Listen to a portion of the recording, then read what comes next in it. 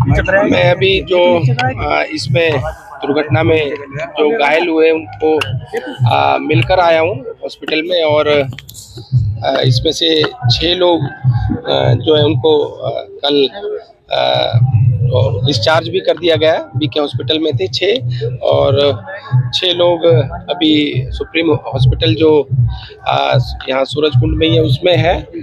उनसे खुद पर्सनली मिलकर आया हूँ, और अभी सब जो है उनको ऑपरेशन के लिए बोला, एक को कि उसका सर्जरी होनी है कोई थाई की, और एक 2 लोगों को और फ्रैक्चर है, और 2 हमारे मुलाजिम हैं पुलिस के जिन्होंने इसमें जो लोग दुर्घटना के समय उनको बचाया था।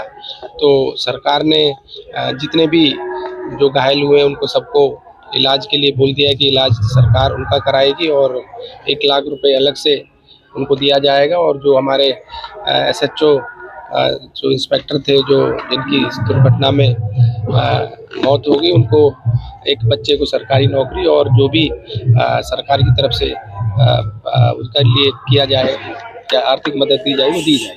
सर 24 इसके बारे में मैं भी प्रशासन से बात करता हूँ कि क्या 100 मीटर की दूरी पर भी नहीं है।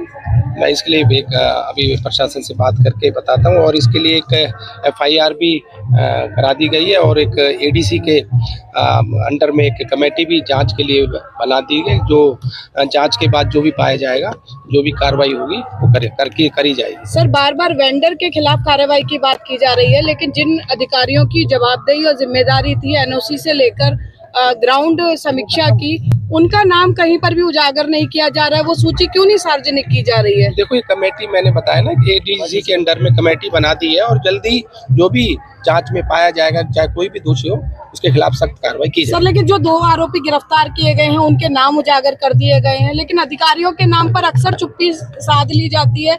और लोगों का ये भी आरोप है जो मेला में आ रहे हैं कि VIP कल्चर का मेला शिकार है, जहाँ पर VIP नहीं होते हैं वहाँ सुरक्षा का आलम कल लोगों ने देख लिया। नहीं, ऐसी कोई बात नहीं है। और ये देखो, एक जो दुर्घटना हुई है इसके लिए हमने जांच जो कमेटी बनाई है ADC के अंडर में, और उसमें जांच में जो भी पाया जाएगा, जैसे मैंने पहले बताया कि उसके खिलाफ सख्त से सख्त कार्रवाई होगी। उनका नाम कहीं पर